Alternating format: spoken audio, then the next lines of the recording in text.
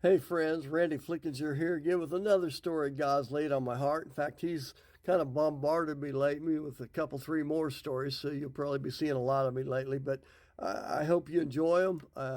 If stories touch your hearts, it's from God. I just get to be the messenger. I get to be the voice, and it's kind of humbling to be honest. But I'm glad you enjoy them. Say them as your favorite. Share them. Repost them. And love your comments anytime, stories or what you would like to learn about. And I will work on trying to do stories to help you. So one of the stories he's laid on me is something that comes up in Luke, and there's a couple other areas that comes up as well because you had the four disciples, but Luke was the physician of the group. Luke was a doctor, okay? And so there's a couple stories about healing that I wanted to go to and share with you in Luke chapter 17, verses 11 through 19, and I'm not going to read you the whole passage. I'll tell you the story. The gist of it is Jesus and his disciples are on the way into town, and there's a group of lepers, there's 10 of them, outside of town. And they find out that this is who is coming, okay?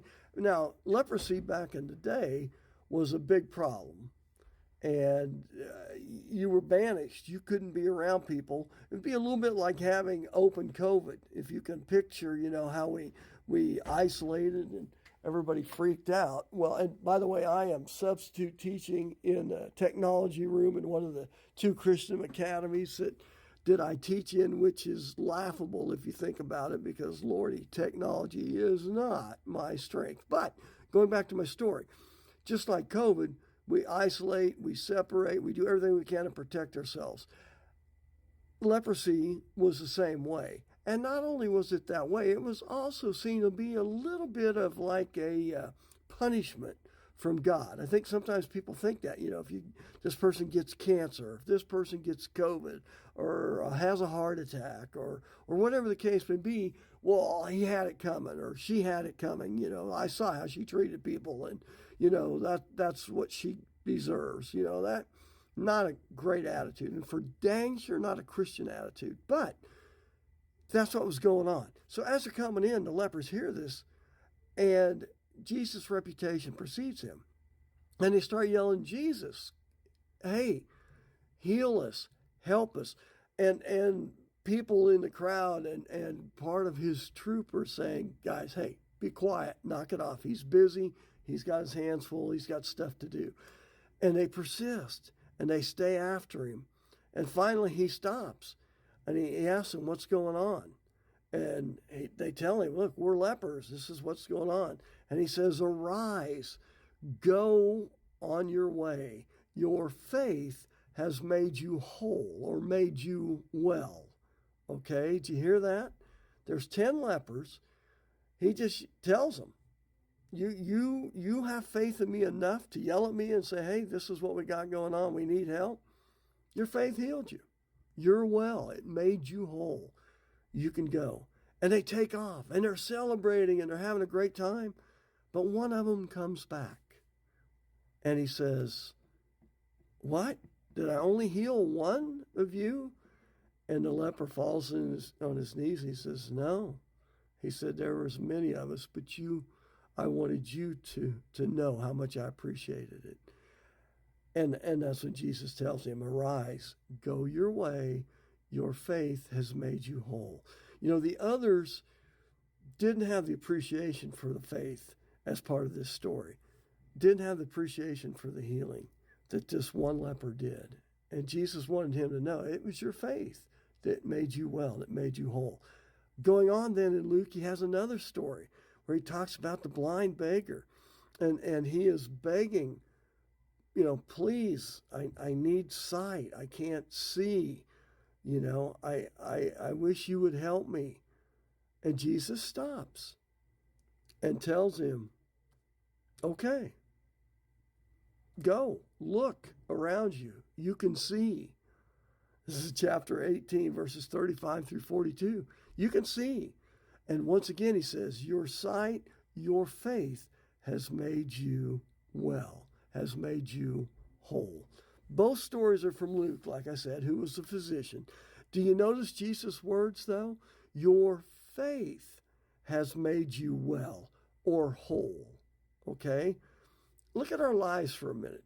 Do we have any issues in our lives that we need fixed? Let's start with physical.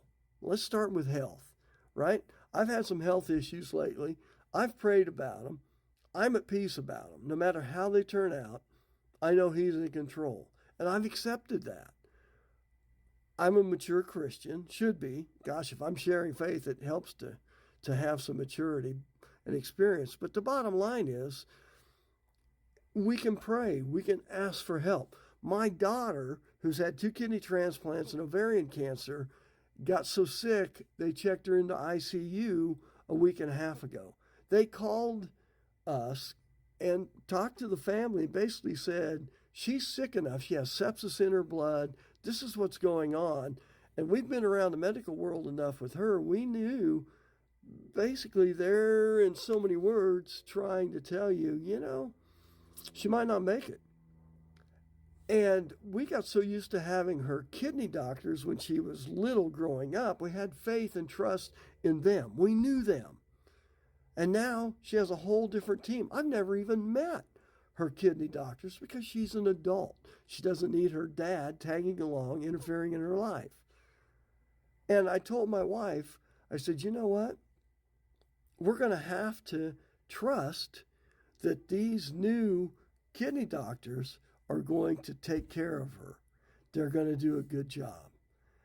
And instantly, I heard audibly, right here on my shoulder, Randy, you know who you are trusting. It's me. I will work through doctors and all that, yes. But your faith is in me, not in any group of doctors. And I just was humbled. I mean, it was like, oh my gosh, you're right. That is where my faith is. It isn't in some doctor I've never met. It's in the God and Jesus that I have that relationship with. Second, do we have mental needs, depression, our attitudes? I'm looking at this election coming up. And whether you are a Trump supporter or a Biden supporter or somebody else, you hate them all. You know what scares me the most?